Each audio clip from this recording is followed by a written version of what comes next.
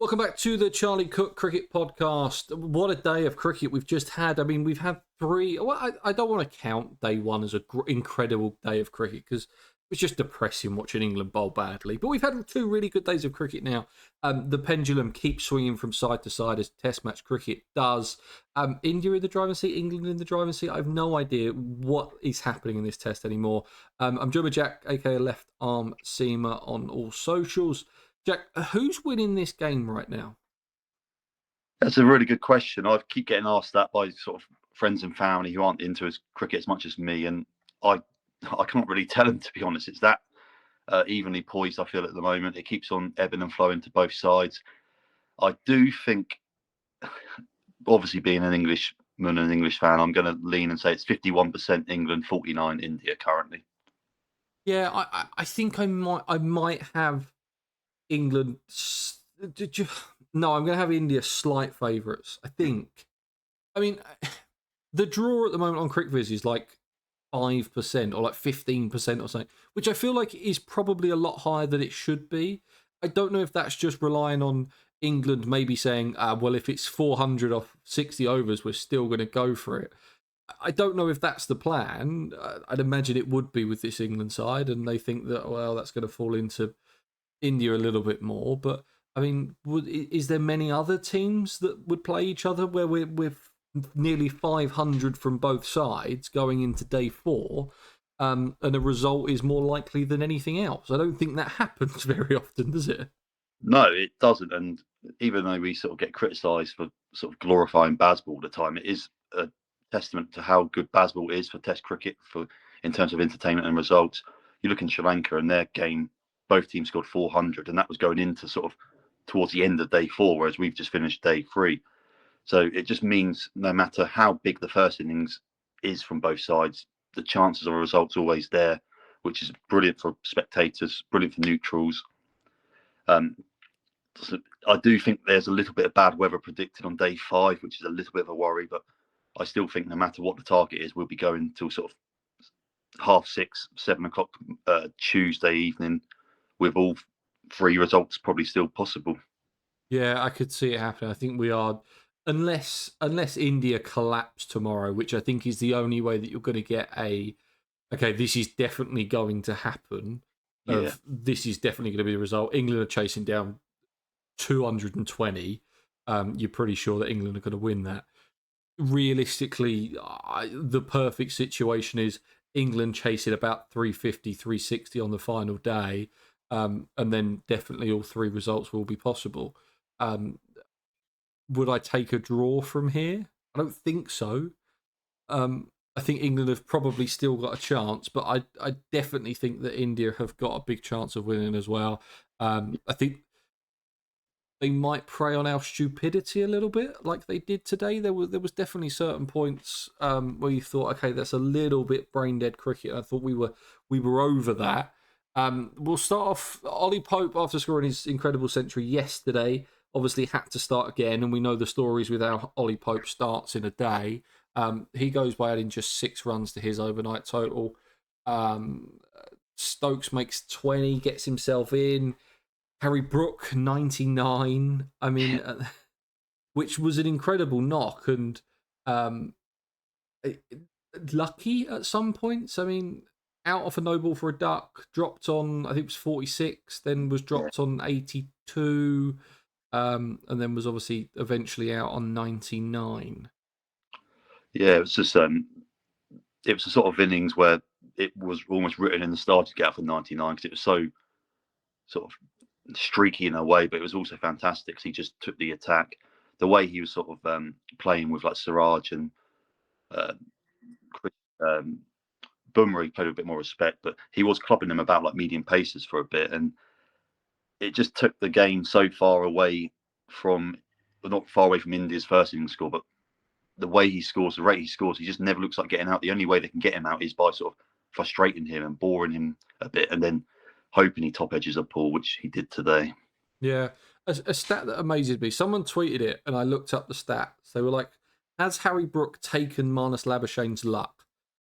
And the stat is, so from Lords 2019, when Marnus came back into the Australia side after the Steve Smith concussion, Marnus Labuschagne was averaging 59.8 up to the point that Harry Brook made his debut on the 8th of September 2022. Wow. From that point, after Harry Brook made his debut, Harry Brook is averaging 60, Marnus Labuschagne is averaging 38. So, but Incredible. possibly it could be like a Space Jam thing where they've taken his powers. That could have happened, but while it keeps happening, I mean, we go back to the New Zealand test in the winter where he was dropped 7 times on his way to a century. Was really interesting. I thought he was unlucky. Jamie Smith out to the short ball. What did you think of that? That was it. It felt great when he hit one out of Headingley. It That's felt it. really stupid when he got out. Yeah, it was sort of the time management, the game management. I think there was only like 2 balls left of the new ball, and we know Jasprit Bumrah, the sensational bowler he is. You don't really want Chris Wokes to go in there and face Bumrah with a new ball. So, but it's easy to criticise it now. But like you said, he smashed one out of Headingley, I think 2 overs before. It was an unreal catch as well by Jadeja. It was pretty. He had one of the worst days I think he's ever had in the field the day before for a man by his standards. But yeah, it was a fantastic catch. But it's hard to sort of criticise him too much because it goes against everything that the Bazball's about. But sometimes you do, like we always do with England, we do just think sensible wasn't the right word there. Yeah, no, it wasn't. And it annoyed me at the time. But you look back to it and you think, okay, they're trying to score the runs before Bumrah comes back with the brand new ball, and that's probably the time to score runs. I'm slightly over it, especially Yeah, considering Wokes looks the best he's done with the bat in a couple of years now, scoring 38, passed with 22 as well. Like these are just really valuable runs. I think when Brook gets out on 99, I think it was 83 runs yeah, short. there was definitely 80 odd runs. And to get it down to what was it, 6 in the end was just really impressive. I mean, I know that there was a lot of people just completely writing us off after day one. And I think if you're an India fan after day one and you're 359 for 3, and now all of a sudden you're effectively, what are you, 96 for 2 if you include the 6 runs from the first innings. I think you're pretty pissed off at that. I think India have let this slip slightly. Yeah, definitely. Because after day one, yeah, if you bat first and you're 350 for 3, and then 2 days later you're effectively on as even with many people predicting England are in the driving seat, you would be really annoyed with how you've let it slip. They'll be really frustrated at their fielding. I think they dropped 5 or 6 catches, um, and yeah, just those last sort of 10 overs with Carson Wokes, they were just bowling too short. Really. Chris Wokes was pulling. I think he bowled 2 sixes in a row, and he's not even really known as being a fantastic player of short ball bowling. They just gifted us those runs really. But again, that's also credit to our approach. We're always on the front foot, and it can. We've seen ourselves how hard we struggle to bowl the tail outs at that time, so we get frustrated, and it was just the same for India today. Yeah, and I think that is one of the. I'm trying to look for benefits from Broad and Anderson not being there anymore. Tongue coming in at 10. Tongue's a pretty good 10, to be fair. Cast at 9's pretty good. And if Wokes can carry on batting like he did today, which we don't always necessarily see, but that was good. I think the 2 sixes that he hit is the first time he's ever done that in his Test match career. I think he'd previously hit 7 sixes in his career. About 1 6 every 563 balls that he faced. And it was 2 sixes then.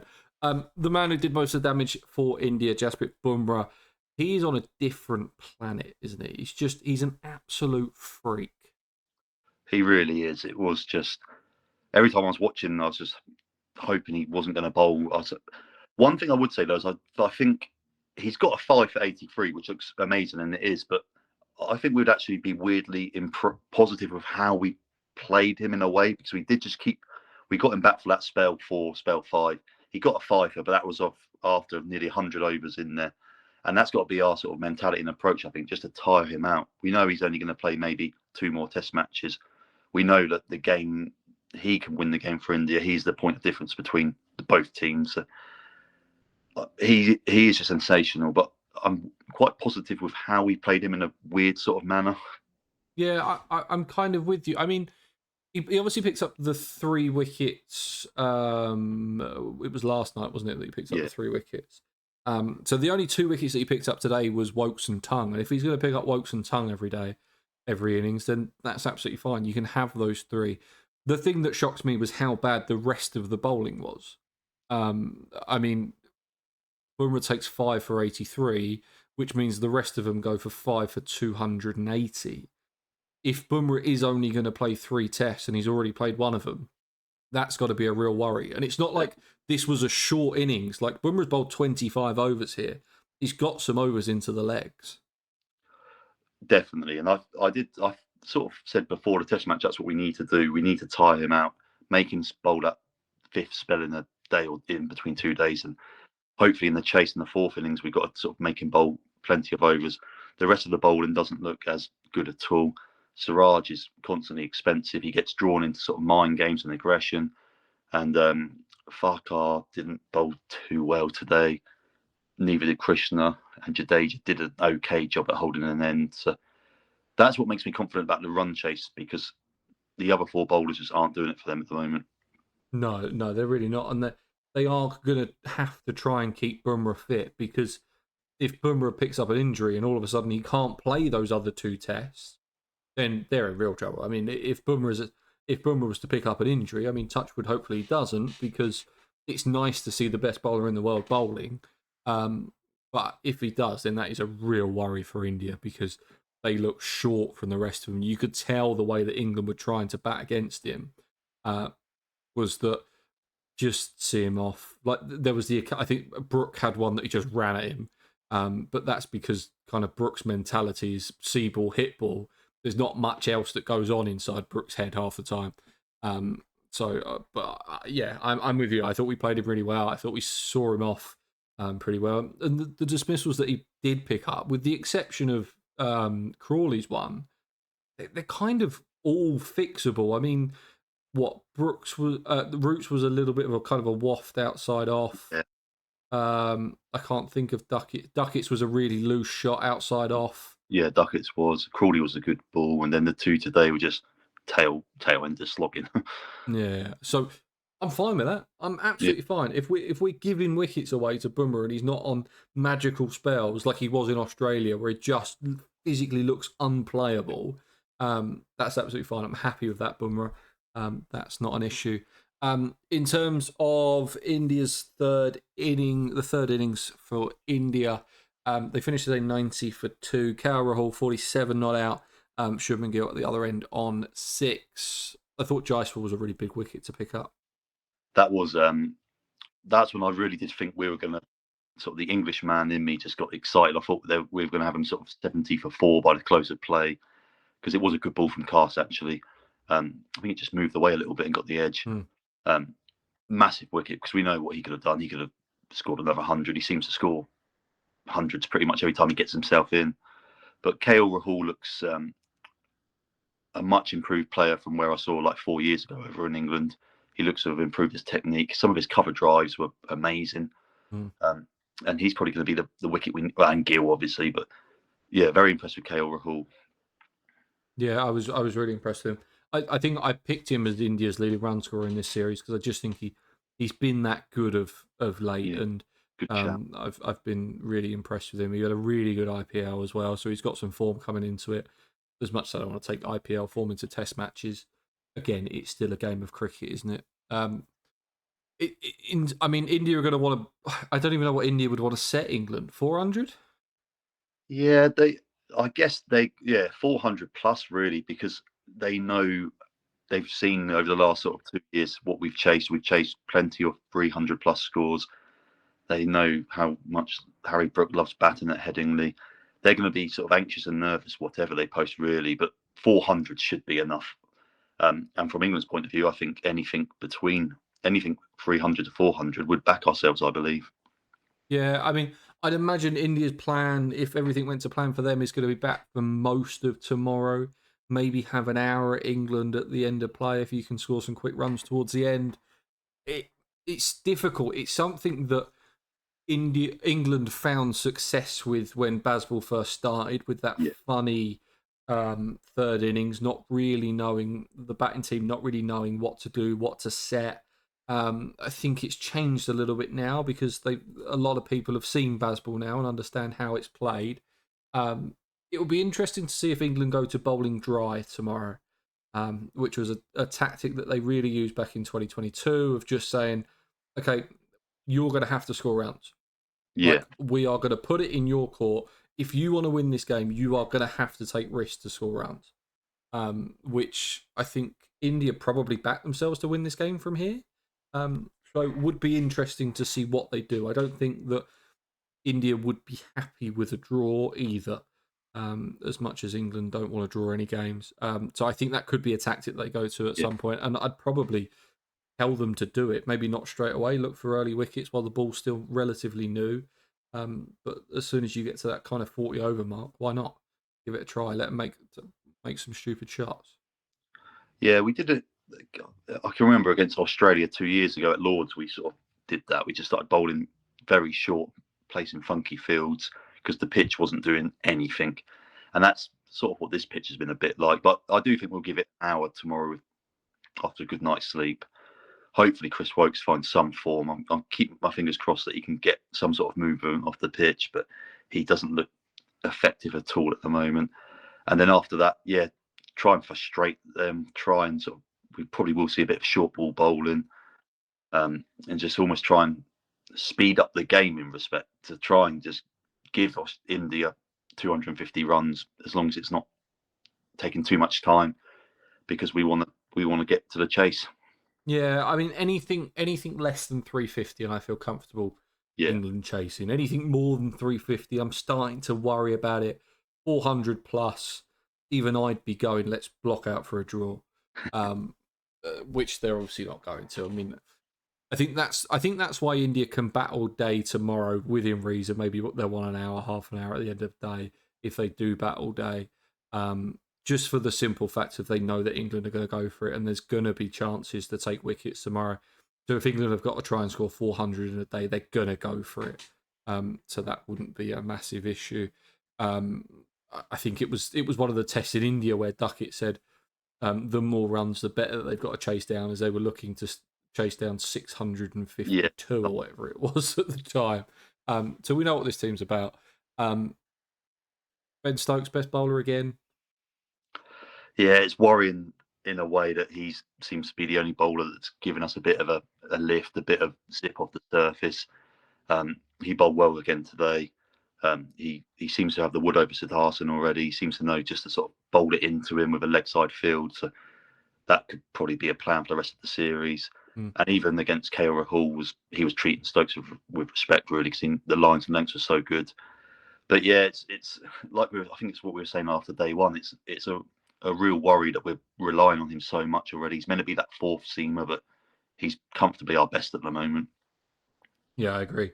I mean, Jofra Archer obviously playing his first class game since 2021 for Sussex this week, so it'll be really interesting to see how he goes. I was a little bit upset when Sussex won the toss and decided to bat first. That was slightly annoying. I wanted to see Jofra, although he did score 30 with a bat, so I'll take that.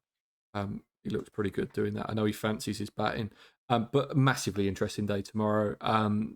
England will try and bowl India out tomorrow. India will try and give England a total that they probably can't think that they can't chase down, but England are going to have a go either way. So it is going to be fascinating stuff for tomorrow. Jack, thank you very much for joining me today. Really appreciate it.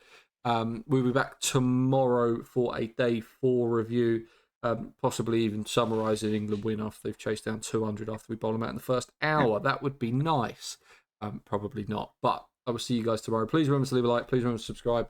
Check out Jack. All of his links will be down in the show notes or the description. And I'll see you guys tomorrow.